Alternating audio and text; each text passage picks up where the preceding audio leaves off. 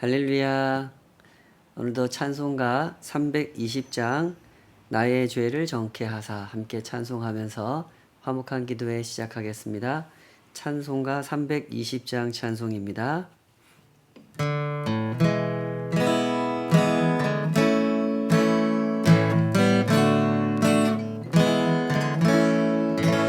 나의 죄를 정케 하사 주의 일꾼 삼으신 구세주의 넓은 사랑 항상 찬송합니다.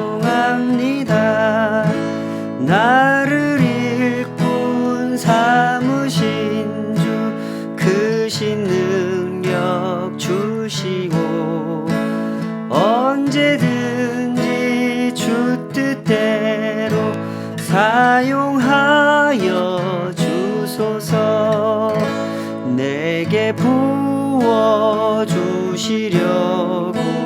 은혜 예비하신 주의 은혜 채워주사 능력 있게 하소서. 나를 일꾼 삼으신 주 크신 능력 주시고 언제든지 주 뜻대로 사용하여 주소서. 죄의 짐을 풀어주신 주의 능력 크도다. 나를 피로 사신 예수 내 맘속에 오소서. 나를 일꾼 삼으신 주 크신 능력 주시고 언제든지 주 뜻대로 사용하여 주소서. 주여 내게 성령으로 충만하게 채우사 생명수가 강물처럼 흐르게 하옵소서. 나를 일꾼 삼으신 주 크신 능력 주시고 언제든지 주 뜻대로 사용하여 주소서.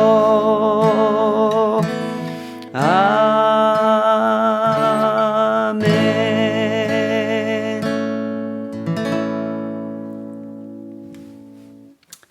아멘.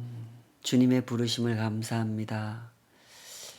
자격 없지만 능력 없지만 주님의 그 부르심이 참으로 선하심을 알기에 저희들의 자격과 능력과 상관없이 하나님의 그 능하심으로 그 선하심으로 일하시는 줄 알고 주님 앞에 나왔습니다. 엎드린 그 무릎 하나하나 주님 어루만져 주시고 손을 모은 그 하나하나를 붙잡아 주시옵소서. 주님 앞에 참된 그 복을 누리기를, 그 영광을 알기를, 그 은혜 속에 동참하기를 사모하며 주님 앞에 나아왔사오니 우리의 기도를 들으시고 우리의 기도를 인도하여 주시옵소서. 오직 주께서 인도하시는 그 길로 따라 걷기를 소원하오니 주여 우리를 놓지 마시고 지도하여 주시옵소서. 예수님의 이름으로 기도하옵나이다. 아멘. 오늘은 함께 출애굽기 26장 1절에서 37절까지 말씀, 이 말씀으로 성막을 만들되 이런 제목으로 함께 이 말씀 헤아려 보도록 하겠습니다. 성경을 읽다 보면 사실 성도님들 입장에서는 재미가 있는 부분도 있고 재미가 없는 부분도 있고 그렇죠. 출애굽기 안에서도 이렇게 성막 제작을 자세하게 설명하는 부분, 이런 부분은 솔직히 재미가 없는 그런 부분으로 여겨집니다. 그러나 재미없는 부분에 상당히 중요한 메시지가 담겨 있는 경우가 아주 많기 때문에 결코 그냥 지나쳐 버려서도 안 되는 그런 본문이기도 하죠. 우리 출애굽기 25장부터 40장까지 보면 출애굽기 전체 1장부터 40장까지 있지 않습니까? 이 중에서 25장부터 40장까지 꽤 긴 분량입니다. 여기서 성막 제작과 관련한 세부적인 지침들 그리고 성막 운영에 대한 그런 지침들을 말씀하시는 그런 내용들을 담고 있는데요. 이 대목을 출애굽기 전체에서 보면 약 3분의 1 정도를 차지하는 분량입니다. 그만큼 이 성막이라고 하는 주제가 출애굽기라고 하는 책 안에서 굉장히 중요하게 다루어지고 있는 주제라는 점을 알 수가 있죠. 그러니까 이 성경을 읽는 우리는 그때 그 이스라엘 백성들에게 성막은 왜 중요했는가 하는 점을 중요하게 읽어낼 줄 알아야 된다 이런 얘기입니다. 오늘날 우리가 보기에는 출애굽기에서 더 재밌고 더 중요해 보이는 그런 장면은 출애굽기의 전반부죠. 애굽을 탈출하는 그런 부분입니다. 그 내용 자체가 아주 박진감 넘치고 극적인 요소들을 많이 포함하고 있기 때문에 우리가 볼 때는 그 부분이 더 재밌고 그 부분이 더 중요해 보입니다. 때문에 오늘날 우리 시대 사람들은 이 장면을 더 많이 읽고 더 좋아하고 그래서 영화로 계속 만들어지기도 하고 그러죠. 그러나 사실 이 출애굽기에서 더 중요하게 다루고자 했던 부분은 애굽을 심판하고 나오는 그 장면이 아니라 시내산에서 하나님과 언약을 맺고 그 언약의 가르침을 받는 장면이라는 것이죠. 그래서 더 자세하게 다루고 더 길게 다루는 겁니다. 더 자세하게 다루고 더 길게 다루는 것이 무조건 더 중요하다 이런 말은 아닌데요. 또 애굽을 심판하고 나오는 그 장면이 안 중요하다 그런 뜻도 아닙니다. 그 부분도 중요하고 이 부분도 중요한데 보다 더 무게감 있게 강조되고 있는 부분은 이 뒷부분이다라는 거죠. 더 핵심적이고 더 본질적인 부분을 다루고 있기 때문에 이 부분이 더 중요하다 이렇게 말씀을 드리는 겁니다. 특히 그 당시 이스라엘 백성들에게는 더더욱 그러했다는 거죠. 그러므로 언제나 이런 시각차가 존재한다는 것을 잘 생각하시면 좋겠습니다. 우리 사람의 입장에서 볼 때는 애굽으로부터 벗어나는 현실적인 문제가 훨씬 더 커 보이죠. 그러나 하나님께서 보실 때는 그리고 이 출애굽기 저자가 볼 때는 그런 것은 하나도 문제가 되지 않습니다. 하나님께서 애굽의 거짓 신들을 심판하시고 거짓 신들을 의지하는 그 바로를 심판하시는 일이 하나님께 무슨 문제가 되는 일이겠습니까? 그런 건 하나도 문제가 되지 않습니다. 정말 어려운 일, 정말 힘든 일은 이렇게 형편없는 사람들을 하나님의 사람답게 빚어가시는 일, 그것이 어려운 일이죠. 거짓 신들의 세상에서 건져냄을 받기는 받았으나 아직 참되신 하나님을 올바로 아는 지식도 없고 진실하게 그 하나님을 섬기려고 하는 삶도 없는 이 사람들에게 하나님을 아는 지식을 심어주시고 하나님을 하나님으로 섬기는 참된 예배자로 빚어내시는 일, 이 일이 정말 어려운 일이라는 겁니다. 때문에 이 책에서 성막 제작과 관련한 이런 본문을 이렇게 많은 지면을 할애해서 기록해야 할 필요가 있었다는 점, 그것을 우리가 생각해야 된다는 거죠. 그런 맥락에서 한 가지 더 생각해야 될 점이 있는데요. 늘 말씀드리지만 이 출애굽기는 모세와 동시대를 살았던 이스라엘 백성들을 위해서 기록한 책입니다. 이 책은 출애굽 2세대를 위해서 기록한 책이란 말이죠. 창세기, 출애굽기, 레위기, 민수기, 신명기 다 마찬가지란 말이죠. 그들에게는 현실적인 문제가 있었습니다. 가나안 정복이라는 현실적 과제를 마주하고 있었죠. 뭐 출애굽이야 하나님의 역사 속에서 뭐 그때도 이스라엘 백성들이 한 역할은 없지 않습니까? 불평이나 하고 원망이나 했지 뭐 그들이 뭘 했습니까? 하나님께서 다 하셨습니다. 그리고 이제 가나안 정복이 눈앞에 남아있죠. 이 역시도 하나님께서 하실 겁니다. 순종하고 따라가기만 하면 됩니다. 그러나 이 출애굽 2세대는 두려워하고 떨었죠. 이 현실적 과제, 가나안 정복이라고 하는 그 과제를 마주하고 있는 그들의 눈에 보기에 제일 큰 문제, 그게 뭡니까? 가나안 사람들이란 말이죠. 그들과 전쟁을 치르고 그 땅을 뺏어야 하는 일이 가장 큰 문제로 여겨졌던 거죠. 그러나 이 책이 설명하고 있는 것이 무엇입니까? 그런 거는 하나님 앞에 하나도 문제가 되지 않는다는 거죠. 문제는 바로 당신들이다라는 겁니다. 그 점을 역설하고 있는 책이 바로 출애굽기라는 점. 우리는 그런 점을 잘 헤아려서 이 본문을 읽어 가야 되겠습니다. 자, 그런 강조점을 생각하면서 본문을 읽어보면 성막 제작과 관련한 이 설명이 어떤 부분은 대단히 상세하게 주어지고 있고 어떤 부분은 대략적으로 이렇게 설명하면서 넘어가는데요. 이 본문은 분명 성막 제작과 관련한 설명서입니다. 모세가 백성들 모아놓고 신앙은 이런 거다, 하나님은 이런 분이다, 뭐 은혜란 이런 거다, 언약이란 이런 거다 이렇게 설명하는 그런 본문이 아니죠. 이 본문은 기술자들이 모여있는 공방에서 그 공방의 지도자가 이 기술자들에게 설명하는 것 같은 그런 내용을 담고 있습니다.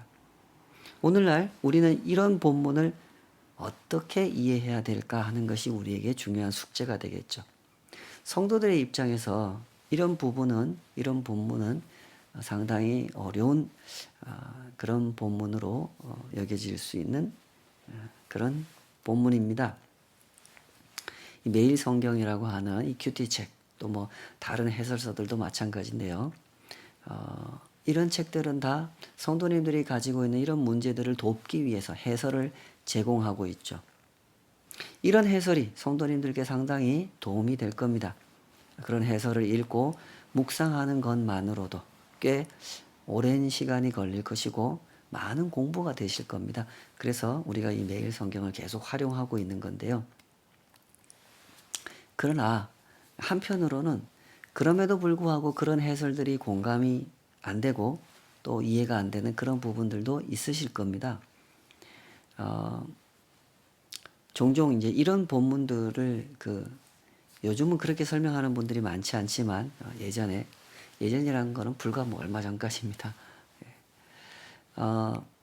이런 본문이 나오면 이런 식으로 설명하는 분들이 참 많았단 말이죠. 빨간색은 예수님의 보혈을 상징하고 순금은 순전한 헌신을 상징한다. 이런 식으로 설명을 하면서 상징론적 관점으로 본문을 설명하는 거죠. 사실 그런 식으로 설명하는 내용들은 쉽게 공감할 수가 없는 그런 부분들이 많죠. 성경을 좀 제대로 알아야 되겠다 하는 생각을 가지고 자세히 읽어가다 보면 언제나 이런 문제를 만나게 돼 있죠. 이런 본문을 어떻게 읽어야 되는가, 어떻게 이해해야 되는가 하는 문제를 만나게 되는 겁니다. 그러면 그때 제가 권해드리는 것은 이런 본문을 읽으면서 생기는 의문들을 잘 정리해 보시라는 겁니다. 어떤 질문이든지 좋습니다. 모든 질문은 좋은 질문이니까요. 그런 의문들을 납득이 안 된다, 말도 안 된다, 뭐 다 좋습니다. 그런 거를 정리를 해 보십시오. 그리고 적당한 사람을 만나면 질문도 해 보시고, 할 수 있으면 한 사람한테만 물어보지 마시고 여러 사람한테 물어보십시오. 그래서 다양한 답을 얻게 되실 겁니다. 그리고 그 답을 얻는 과정 속에서 어떤 답이 좋게 들리는지, 합리적으로 들리는지 하는 것들을 분별할 수 있는 그런 안목도 생겨나게 되는 거죠. 그런 과정을 통해서 우리는 성경을 읽어내는 시야가 넓어지는 그런 경험을 하게 되는 것이고, 그러면서 성경을 좀 더 제대로 자세히 이해할 수 있는 그런 기회를 얻게 되는 거죠. 그런 과정을 통해서 언제나 정답을 얻을 수 있다 이렇게 장담할 수는 없습니다. 솔직히 신학자들도 아직 모르는 것이 꽤 많이 있거든요. 그러나 이것만은 확실하게 얻을 수가 있죠. 출애굽기라고 하는 책이 무엇을 말씀하고자 하는 책인지 그 전체의 맥락과 어조, 그 의도를 파악하는 일에는 분명히 큰 도움을 얻게 되실 겁니다. 그것만으로도 성경을 읽는 독자의 입장에서는 대단히 큰 수확을 얻은 것이므로 그렇게 성경을 접근해 가시면 좋겠습니다. 오늘 본문이 이렇게 시작합니다. 26장 1절 너는 성막을 만들되 가늘게 꼰 배실과 청색, 자색, 홍색 실로 그룹을 정교하게 수놓은 10폭의 휘장을 만들지니 하면서 쭉 설명하죠. 6절까지는 성막을 만드는 재료, 그 재료를 다루는 방식, 재료의 치수, 그것들을 어떻게 조합하는지 이런 것들을 설명하고 있죠. 그리고 설명이 쭉 이어집니다. 7절에서 14절까지는 성막을 덮는 막, 그 막에 덮개, 성막을 덮는 막을 2중, 3중으로 만들어야 된다. 어떤 지제로 어떻게 만들어라 하는 걸 설명하고 있고 또 15절에서 30절까지 보면 성막을 둘러싼 벽에 대해서 설명을 하시고 31절, 37절은 지성소의 그 휘장을 만들어서 성소와 지성소를 구분하라 하는 그런 설명과 더불어서 성막을 출입할 때 사용하는 문을 어떻게 만들어야 되는지를 설명하는 그런 내용을 담고 있습니다.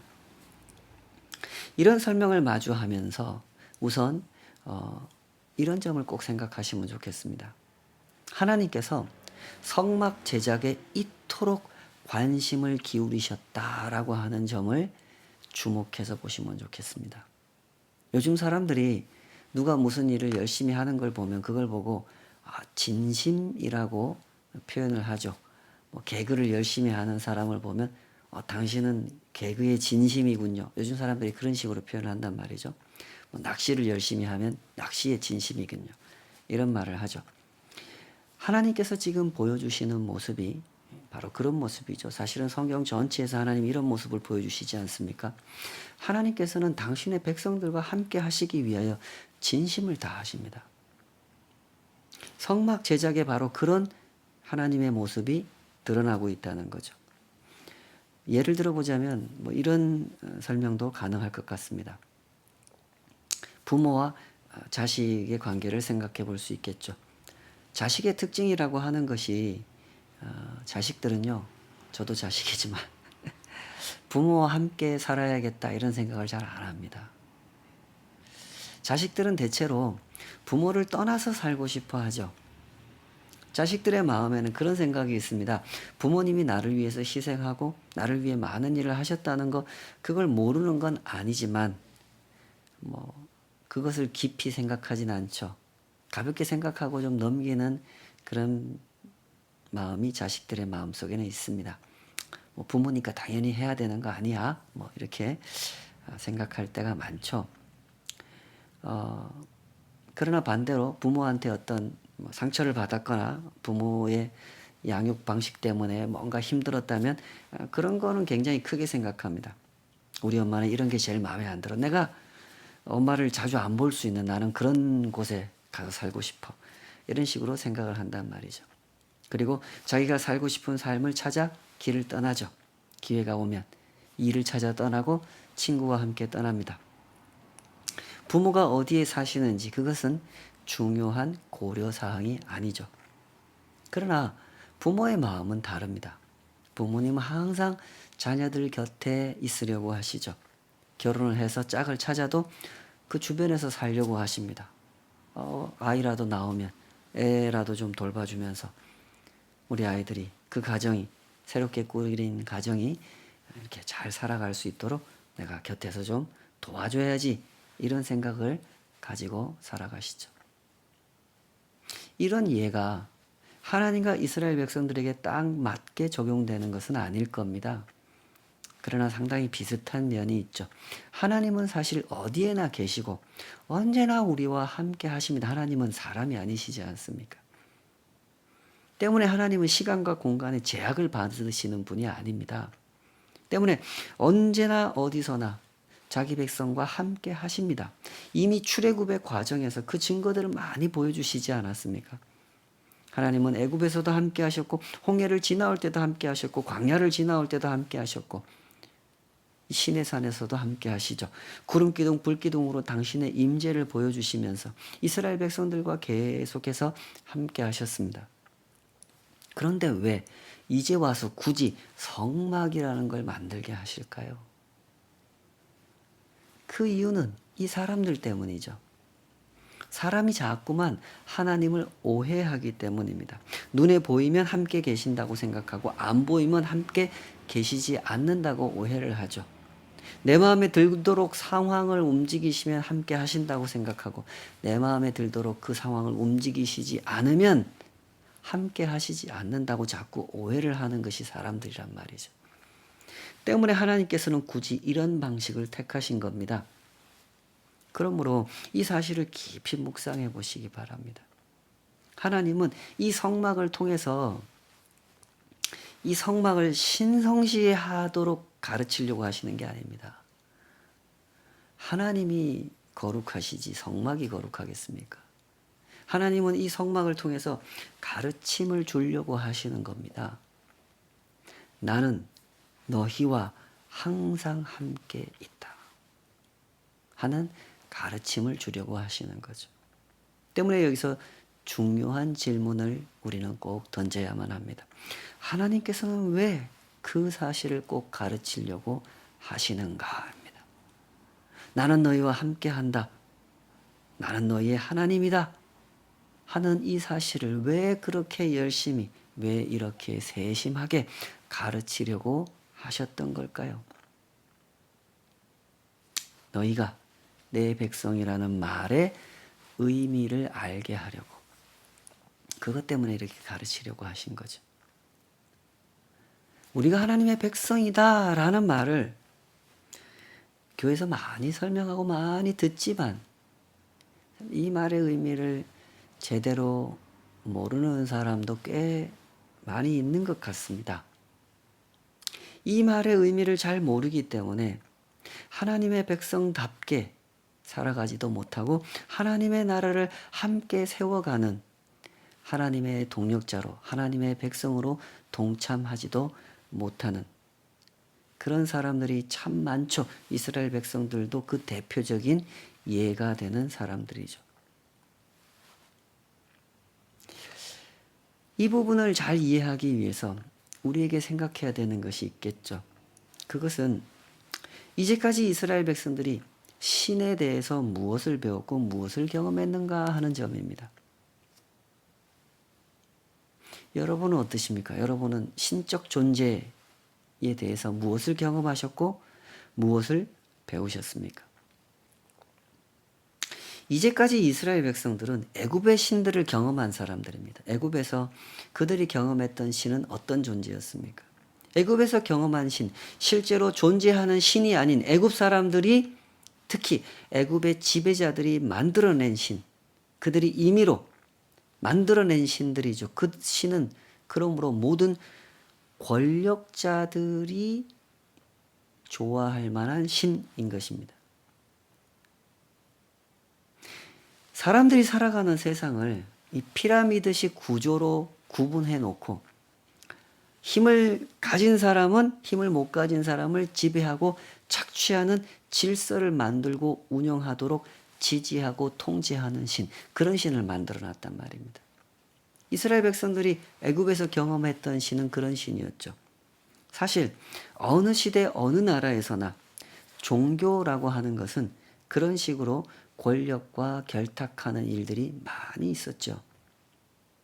이런 배경과 의도를 통해서 만들어진 신이라고 하는 존재는 결코 모든 사람을 위한 참된 신일 수가 없는 것이죠. 그런 신은 특정한 사람들의 이익을 위해 존재하는 신이며 그런 사람들이 이용하는 신일 수밖에 없는 거죠. 애굽이든 가나안이든 이 세상 어디를 가더라도 사람들은 신을 그런 식으로 만들어냈고 그런 식으로 오해했고 그런 식으로 두려워하기도 했고 그런 식으로 이용하기도 했죠.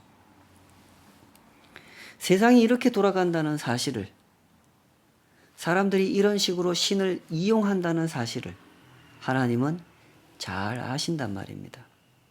때문에 가르치신 거죠. 진짜 신, 진짜 하나님이 어떤 분인지를, 그 하나님을 어떻게 섬기고 어떻게 따라야 하는지를 가르치시는 겁니다. 그 하나님이 너희의 하나님이시고 온 세상의 하나님이시라는 것이 어떤 의미인지, 어떤 사랑이고 어떤 마음인지를 당신의 백성들에게 가르치시는 거죠. 그것을 가르쳐야 이 백성들이 하나님의 뜻을 올바로 알고 하나님 따르는 것이 얼마나 큰 기쁨인지 얼마나 큰 영광인지를 알고 기쁘게 행복하게 순종하면서 하나님을 따라갈 수 있기 때문에 이걸 꼭 가르치셔야 했던 거죠. 그래서 하나님은 이렇게 가르치신 겁니다. 성막을 만들게 하시면서 아주 세세하게 그 방법을 가르쳐 주신 거죠. 이 대목에서 거듭거듭 반복하시는 말씀이 있지 않습니까? 이런 모양으로 이런 재료로 이런 방식으로 만들어라 쭉 설명하면서 내가 산에서 보여준 양식대로 만들어라. 시내산에 모세가 하나님 앞에 올라갔을 때 모든 설명을 듣지 않습니까? 그때 이제 하나님이 모양까지 보여주셨던 거죠. 그 모양 그대로 만들어라. 이 얘기를 하나님은 25장에서도 26장에서도 27장에서도 반복해서 말씀하십니다.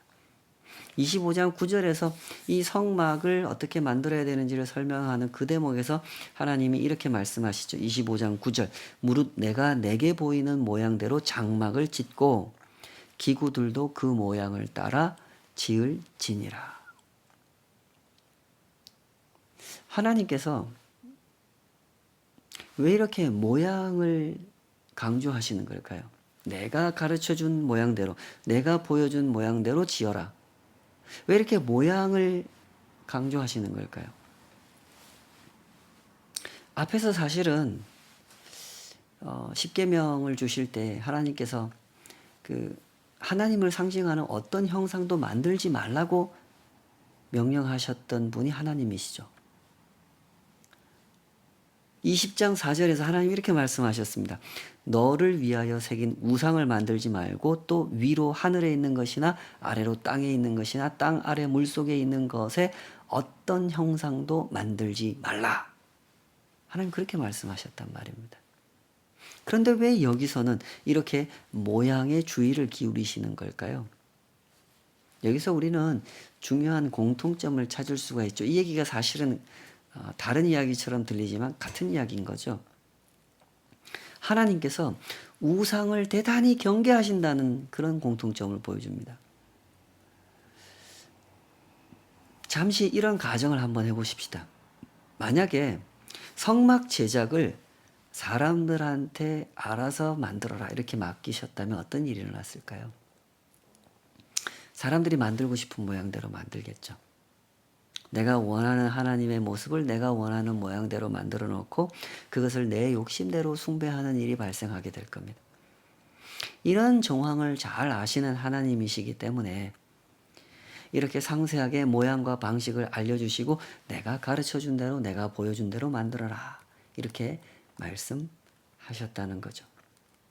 그러므로 이 사실을 주목하셔야 됩니다. 우리가 사람들이 만들어낸 신, 그 우상을 섬기는 길을 가려고 하는 것이 아니라 실제 하시는 하나님, 온 세상의 창조주이시고 역사의 주관자이신 참 하나님을 섬기는 진짜 신앙의 길을 가고자 한다면 마땅히 하나님을 올바로 알고 올바로 배우려는 자세를 취해야 된다는 겁니다.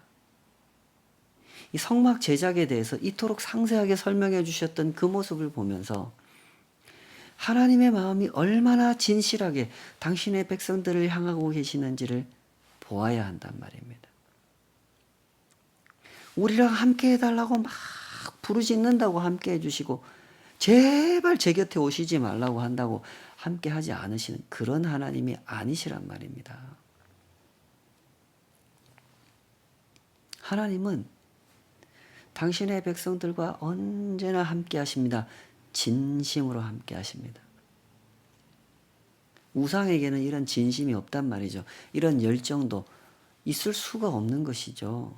우상은 만들어낸 신이니까요. 그러나 참으로 존재하시는 하나님은 다르시단 말이죠. 하나님은 우리의 창조자이시고 우리를 돌보는 주인이시고 우리를 사랑하시는 아버지이시란 말입니다. 그래서 이토록 당신의 마음을 열어서 다 보여주시는 겁니다. 못 보여주실 이유가, 안 보여주실 이유가 없는 겁니다. 그러므로 하나님의 그 마음, 그 진심 앞에 서시기를 부탁드립니다. 제가 부탁할 일은 아닌 것 같은데요. 하나님의 그 진심 앞에 서시기 바랍니다. 자기 백성을 아끼고 사랑하시는 마음, 자기 백성에게 참되신 하나님을 올바로 알려주시는 일에 온 열정을 기울이신 그 하나님의 진심 앞에 서시기를 바랍니다. 우리 같은 죄인이 어떻게 하나님을 올바로 알 수가 있겠습니까? 우리의 눈은 왜곡되어 있습니다. 있는 그대로의 하나님을 보려고 하지 않고 자꾸만 내가 원하는 하나님을 만들어내고 싶어 하죠. 하나님은 그런 우리의 마음을 잘 아십니다. 그래서 어떻게 하셨습니까? 자세하게 가르쳐 주시는 겁니다. 이스라엘 백성들이 그들의 마음대로 유혹을 따라 욕심을 따라 흘러가도록 내버려 두지 않으신단 말이죠. 성막을 짓게 하심으로써 끊임없이 가르쳐 주시는 겁니다. 내가 너희의 하나님이다. 온 세상의 하나님이다. 내가 너희와 항상 함께한다. 이걸 가르쳐 주시는 거죠. 우리 예수님께서 하신 일도 꼭 그와 같은 일이죠. 예수님은 우리에게 볼 수 없는 하나님을 볼 수 있게 하셨습니다. 유대인들의 욕망으로 그려낸 가짜 하나님이 아니라 진짜 하나님이 어떤 분인지를 보여주셨죠. 힘이 없어서 죽임을 당하신 것이 아니라 진정한 힘을 가지셨기 때문에 진정한 용서, 진정한 구원을 이루어 주시려고 당신의 생명을 내어주신 거죠. 예수님은 그렇게 하나님을 보여주셨습니다. 우리는 바로 그 사실 앞에서 하나님의 백성이 된 거죠. 그러므로 하나님의 백성이 되어서 살아간다고 하는 그 사실의 영광과 기쁨을 누리시기 바랍니다. 하나님의 백성이 되어 살아간다는 것의 영광과 기쁨은 우리가 세상에서 최고가 되고 대접을 받는 그런 자리에서 경험하게 되는 것이 아닙니다. 하나님의 백성이 되어 살아간다는 것의 영광과 기쁨은 오직 하나님을 올바로 아는 지식에서 얻어지는 거란 말이죠. 하나님께서 나 같은 죄인을 사랑하셨구나 하는 그 사실 앞에서 우리는 그 영광과 기쁨을 누리게 되는 것입니다. 하나님께서 성막을 짓게 하셨다고 하는 그 점을 잘 생각하시기 바랍니다. 당시에 이미 대단한 건물들이 있었단 말입니다. 지금도 뭐 이집트의 그 피라미드 보십시오. 뭐 세계 7대 불가사의, 8대 불가사의 그런 소리 하지 않습니까? 그 당시에 이미 대단한 건물들이 있었습니다. 애굽에는 이미 수 없는 우상들이 있었고 그 우상들을 숭배하는 신전들이 있었습니다. 하나님께서 짓게 하신 성막은 그 우상의 신전에 비하면 너무너무 초라한 건물, 이건 건물이라고 할 수도 없죠. 천막, 장막으로 짓지 않았습니까? 규모가 작은 천막이고 한 자리에 고정되어 있는 것도 아닌 이동식 천막이었습니다. 바로 여기에서 분명하게 드러나는 사실이 있단 말입니다. 하나님께서는 건물의 규모로 당신을 증명하셔야 할 이유가 없으셨다는 겁니다. 외형적인 것으로 꾸며놓고 자신을 증명하려고 하는 것들은 모두 다 가짜 신들이 하는 일이죠. 사람이 만들어낸 신은 그런 것들이 필요합니다. 그러나 진짜 하나님은 그런 방식으로 당신을 증명하실 이유가 없는 겁니다. 진짜 하나님은 이런 방식으로 하십니다. 당신의 백성들에게 하나님의 마음을 보여주신단 말입니다. 성막을 짓게 하시고 성막을 지음에 있어 정성을 다하게 하십니다.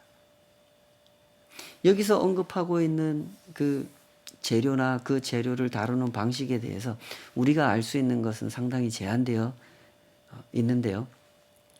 그러나 분명하게 알 수 있는 사실은 아주 정성스럽게 성막을 제작하도록 명하셨다는 겁니다. 분명히 애굽에는 더 좋은 재료가 있고 더 많은 재료가 있었을 겁니다. 그러나 하나님께는 그런 모든 것이 의미가 없습니다.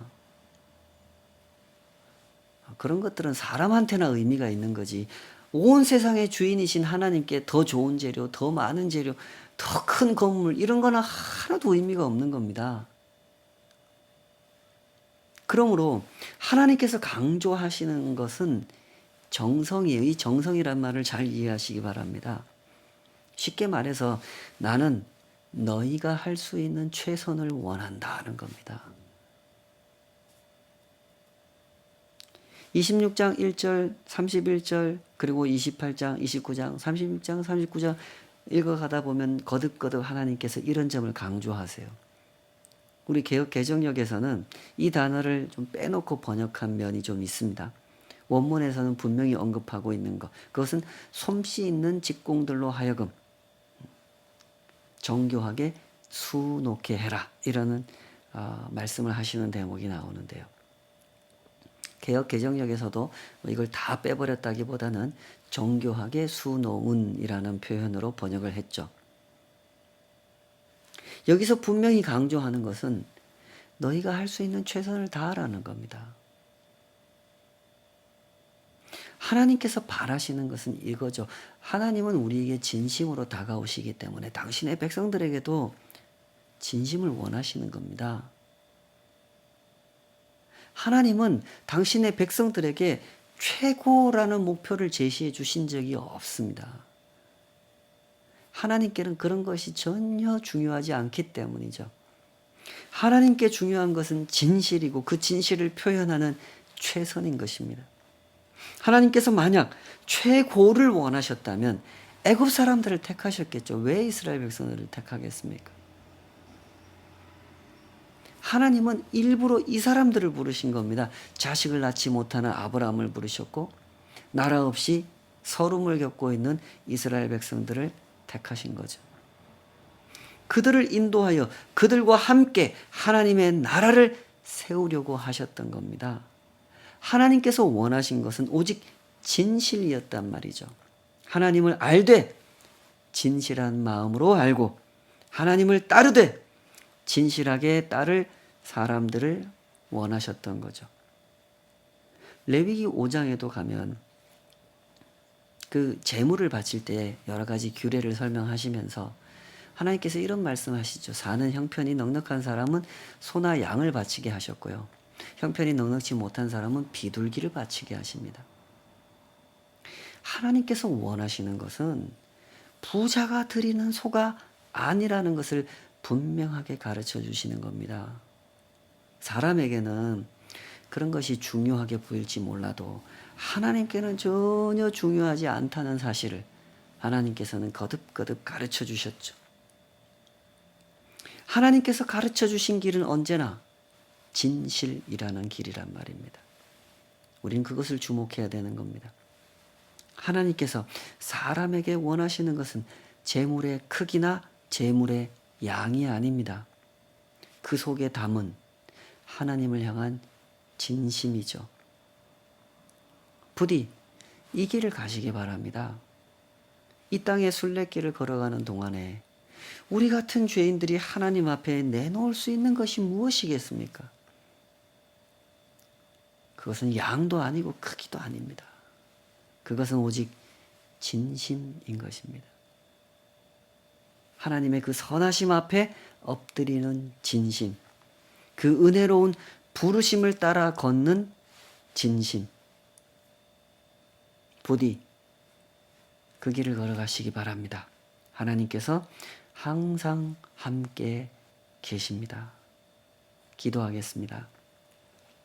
아버지 하나님, 그 부르심 앞에 무엇으로 감사를 표현해야 할지 다 알 수 없는 무지한 저희들입니다.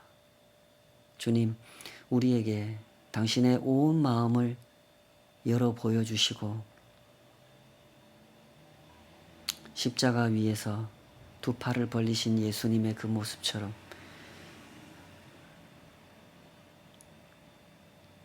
수고하고 무거운 짐진 자들아 다 내게로 오라. 내가 너희를 쉬게 하리라. 말씀하신 그 하나님 앞에 나아가 엎드리기를 소원합니다.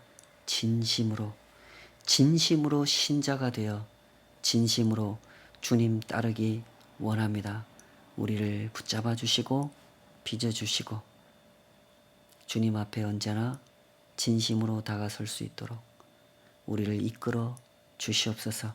그렇게 하나님의 백성이 되어 하나님의 나라를 함께 이루어가는 참 기쁨과 영광을 누리는 우리의 순례길이 되도록 주님 함께하여 주시옵소서. 예수님의 이름으로 기도하옵나이다. 아멘.